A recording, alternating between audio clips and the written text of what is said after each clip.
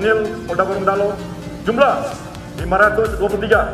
Siap, ambil bagi. Lanjutkan. Balik, balik.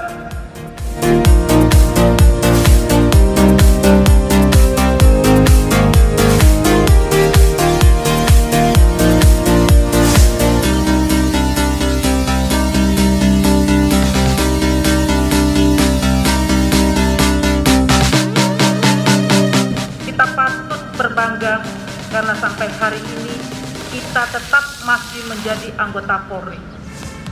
Ini kebanggaan bagi kita semua. Karena ada juga rekan-rekan kita yang saat ini sudah tidak lagi menjadi anggota Polri. Karena suatu hal dan sebab yang dilakukannya. Berkaitan dengan hal tersebut, satu minggu ini ada beberapa kejadian yang terjadi di Polda Gorontalo dan jajaran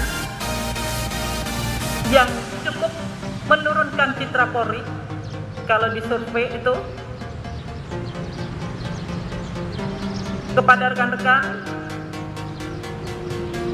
tolong dalam berbuat, dalam bertindak dipikirkan terlebih dahulu.